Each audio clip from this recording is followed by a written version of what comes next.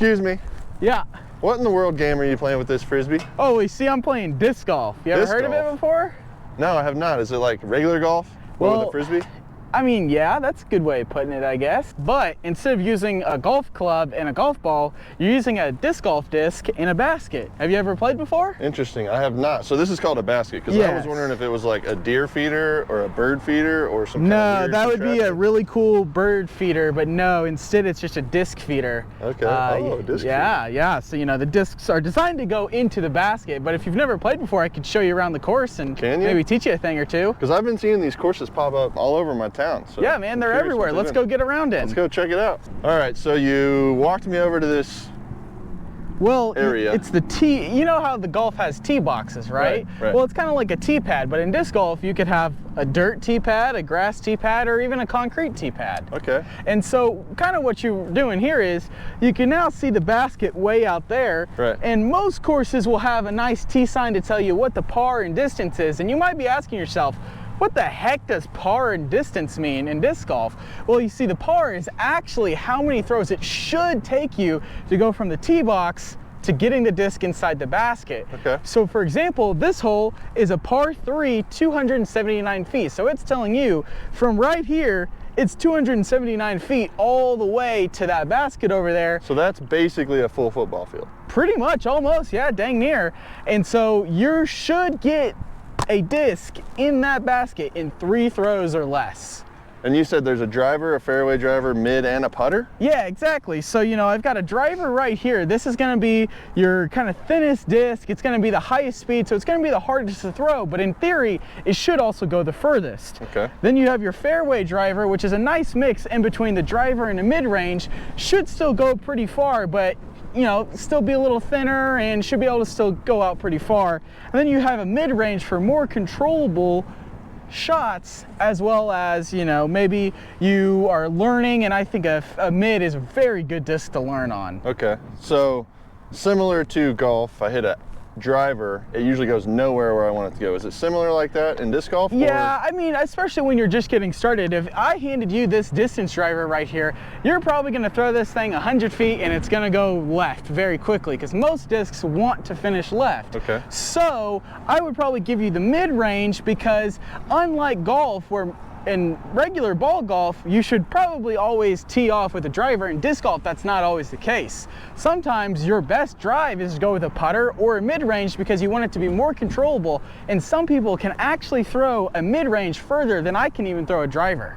Let's get into it. All right, so I noticed you're lined up to the right of the, what you would call the TPad earlier. Yep. What is the reasoning for that? And can you do that in any round, or just specifically? Well, if you're playing with your buddies, honestly, unless you're gonna say what rules matter and what rules don't matter, it's okay. But if you're playing in a tournament, most of the time a tournament director will say if you have to use the TPad or if you can go from either side of the TPad. Since we're just 2 dudes having a good time, I'm gonna go ahead and play where it's not as muddy, because A, I don't want to twist an ankle, and B, I don't want to get my shoes any more muddy than they already are. Makes sense.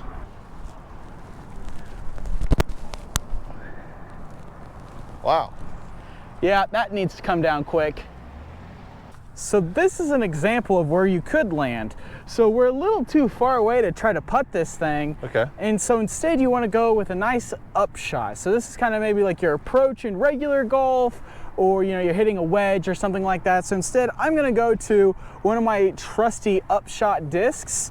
And so all I'm trying to do here is, since this is a par 3, I'm trying to get this disc as close to the basket as possible to make my putt as easy as possible. I forgot to ask, what happens if you go out of bounds? So that's a really good question. So on this particular hole, if you were to end up in the street back there, you would go out of bounds. Maybe on your course, you could go in the water, or maybe it's the sidewalk, or maybe they just have the grass painted a certain way. But if you go out of bounds, you have to take a penalty stroke. So if I make this putt for 3, but I went out of bounds, really my final score would be a 4. Okay, that makes sense. So like in golf, there is a drop zone. sometimes when you go into water or in certain situations? Are some holes set up the same? Absolutely. That's a fantastic question. Yes, sometimes, depending on the course or who's running the tournament or league, yes, there will be a drop zone. Not every single hole that has out of bounds will have a drop zone. So in those scenarios, you want to take about 3 steps, roughly a meter, and you want to go horizontally toward the basket to have a safe lie to attack the basket again. Now, sometimes you can go perpendicularly backwards, but that gets into a little too much information for this video. In the next video, we'll talk about 5 rules that every disc golfer needs to know. So in this scenario here, now we're left with probably roughly about a 15-foot putt or so to save our par. Because if you remember earlier in the video, this should take 3 throws to get the disc from the TPad in the basket. So what we're gonna do now is we're gonna putt to get our 3. Nice putt. So right there, we now have gotten a 3, we got a par, and we'll move on. So let's imagine you're got done with your drive and you're walking up on your disc, and this is where your disc is. You are definitely in putting range. So for here, you would putt this disc, unlike the last one where we had to do an upshot. Okay. So if you were to make this, how many total strokes would it have taken you to get the disc in the basket? 2. Exactly. So that's what we call a birdie. So you would get a 2 on your scorecard instead of a 3 because you only got it in 2 shots. Exactly. On a par 3. Exactly, on a par 3. Now, most of the time, you won't ever see a par 2 anywhere. It's very rare to see those. So most of the time, you'll see courses that are par 4s, maybe if you're playing a little bit longer, but most of the time, they're gonna be par 3s. So let's demonstrate what a birdie looks like. So that right there is how you complete the hole. We got our drive, and then we put the disc in the basket for 2, so that would be a birdie. Okay.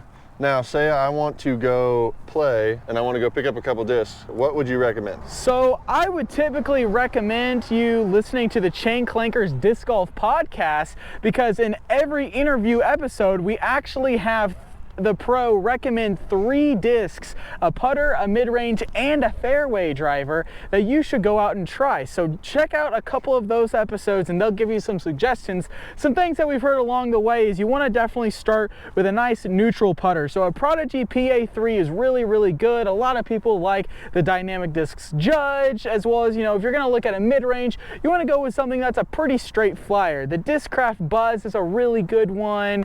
The Latitude 64 Fuse is another really good one. And then when you look at a fairway driver, you typically want to throw your mids before your fairways and learn how to throw those.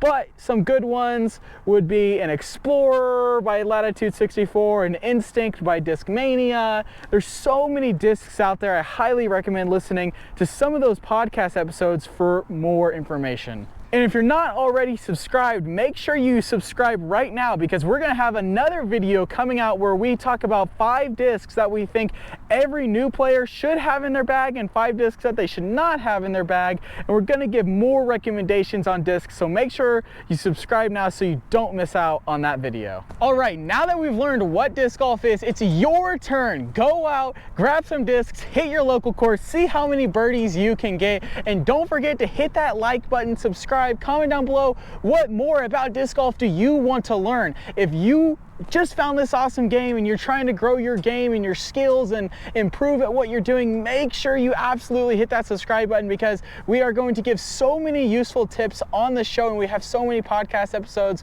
with some of the best in the game teaching you how you can get better at disc golf. Make sure you stay tuned for an upcoming video we have where we're going to be talking about 5 rules that every disc golfer needs to know. Stay tuned and thanks for watching. We will catch you on the next one.